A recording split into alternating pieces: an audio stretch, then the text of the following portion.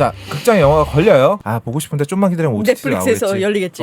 근데 이거를 홀드백 기간을 법제화 시켜놓으면 6개월 동안은 넷플릭스로 갈 수 없어요. 아하. 야, 처음에는 당연히 다 적응 기간 있지. 어렵지.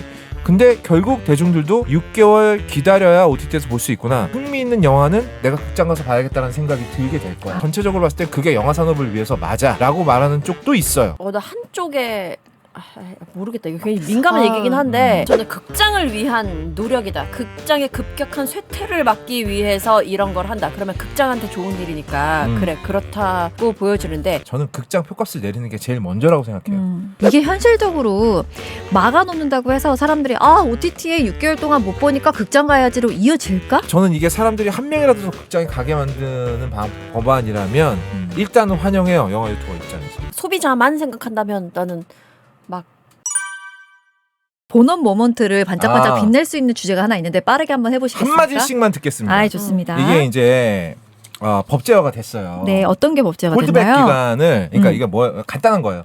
자, 극장에 영화가 걸려요. 자, 걸렸다가 연상호 감독이 이제 얼굴이 지금 극장에 걸려 있잖아요. 예. 근데 이게 사람들이 어떻게 생각합니까? 아, 보고 싶은데 좀만 기다리면 OTT로 넷플릭스에서 나오겠지. 열리겠지. 근데 이거를 홀드백 기간을 법제화 시켜놓으면 6개월 동안은 넷플릭스로 갈 수 없어요. 아하. 6개월 동안은 의무적으로 창고에 있어야 됩니다. 네. 릴리즈가 대중에게 릴리즈가 될 수 있는 방법이 없어져요. 자, 민주당에서 이거 이제 법안 발의를 했어요. 근데 이게 영화 업계를 오히려 죽이는 법안이다라는 의견이 있어요. 왜냐 그러면 작은 규모의 영화들 같은 경우에는 일단 무리를 해서라도 극장 개봉을 해. 그 사람들한테 관심이 조금이라도 있을 때 OTT로 옮겨가야 비싼 값을 받을 수 있단 말이에요. 네네. 근데 6개월이 지나면 그 영화 아무도 기억 못해. 그러면 이제 OTT에 팔 때도 애로사항이 꼽히는 거야. 하지만 또 이런 의견도 있어요. 야, 처음에는 당연히 다 적응 기간 있지. 어렵지. 근데 결국 대중들도 6개월 기다려야 OTT에서 볼 수 있구나. 그러니까 흥미있는 영화는 내가 극장 가서 봐야겠다는 생각이 들게 될 거야.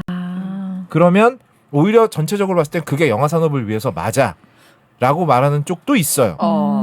저는요. 네. 솔직히 말하면 고통이 크겠지만 그래도 사람들이 극장을 가게 만드는 게 좋은 법안이라고는 생각해요.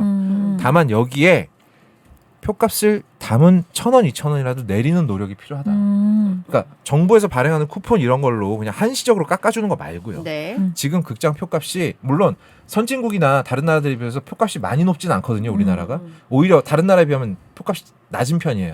근데 그럼에도 불구하고 그 전까지 7,000원, 8,000원 내고 보던 사람들이 갑자기 14,000원, 15,000원 내라고 하니까 이 가격을 거부하는 거거든요. 그러니까 그 거부감을 좀 줄여주면서 홀드백 법제화도 같이 갔으면 더 좋았겠다라는 생각이에요, 저는. 아니 근데 저는 극장을 위한 노력이다. 극장의 급격한 쇠퇴를 막기 위해서 이런 걸 한다. 그러면 극장한테 좋은 일이니까 그래 그렇다고 보여지는데 정말 많은 사람들의 국민들의 문화를 향유하는 것 그것에 초점을 맞춘다면 이러한 홀드백은 접근성을 오히려 떨어뜨릴 수도 있는 것 같아요. 그러니까 어디에 초점을 두냐에 따라서 이 법제화가 득이냐 실이냐가 달라질 것 같은 느낌이 드는데요. 영화 산업을 살리고 물론 그렇죠. 접점이 많아지면서 어떤 작품들이 좋은지 알아야 또 다른 작품들이 만들어지고 하면 선순환이 이루어지긴 하겠지만 글쎄요 좀 여기 말씀하신 것처럼 일단 홀드백 그거보다도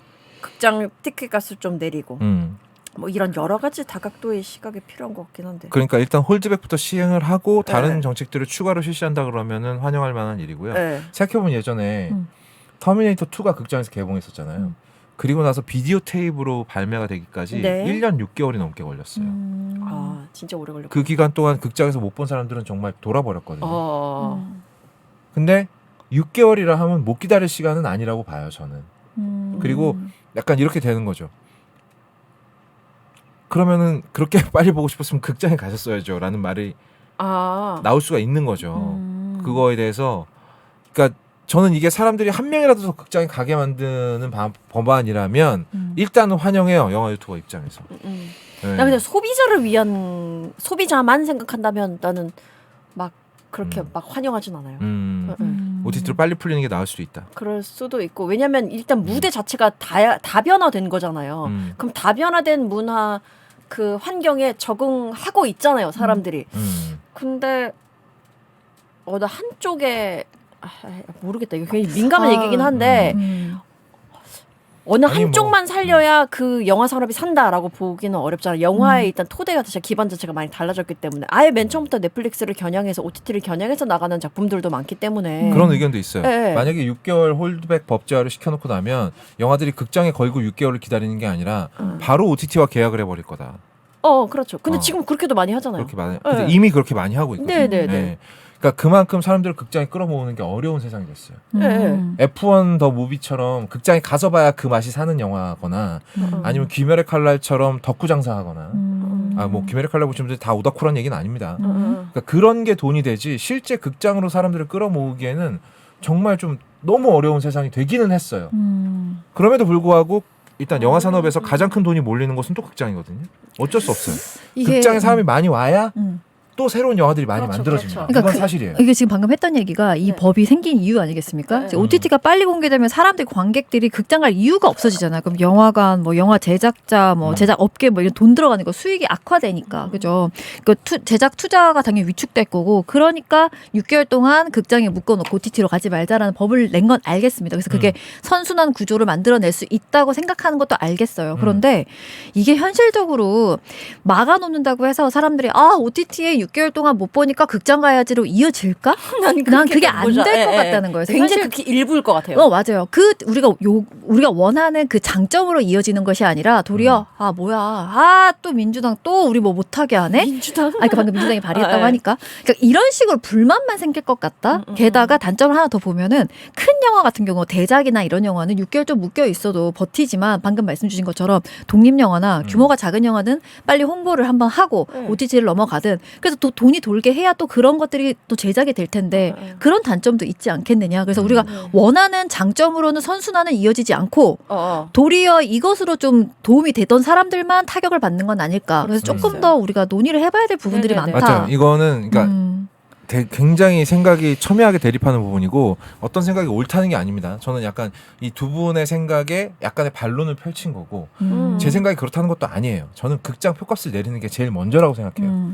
그래야 극장 문턱을 낮춰야 사람들이 드나들기가 좋잖아요. 그런 다음에 다양한 영화들이 많이 만들어져야 되는데 생각해보면 OTT 시대에는 이제 큰 규모의 영화들이 특히나 한국처럼 작은 시장에서 더더욱 만들어지기가 어려워요. 그러니까 F1 더 무비 같은 거 그냥 헐리우드에서만 볼 수 있는 작품. 네. 그건 싫잖아. 그러니까 극장 수익으로 본전을 뽑아내야 그래야 투자가 되고 투자가 몰려야 큰 영화가 만들어진단 말이에요. 특히나 우리나라처럼 작은 영화 시장에서 더더욱 그래요. 그 뭐 한류나 이런 것도 사실 이런 데서 출발하는 거잖아요. 그래서 저는 일단 극장 산업도 극장은 왜 망하면 안 되죠? 왜 망해야 되죠?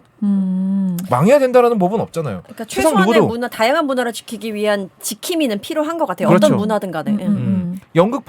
연극 상영되는 극장들 망하면 안 되잖아요. 연극의 명맥을 이으려면 망하면 안 되지. 서점 망하면 안 돼요. 서점이 있어야죠. 시대가 아무리 변해도. 그럼요. 그래서 저는 영화가 벌써 이런 매체가 됐다는 사실은 굉장히 슬프지만 그럼에도 불구하고 한국 영화 자체, 산업 자체가 중흥하기 위해서는 그래도 사람들이 극장에 갈 필요는 있다라고 보는 쪽이에요. 근데 방법은 살짝 아쉽다.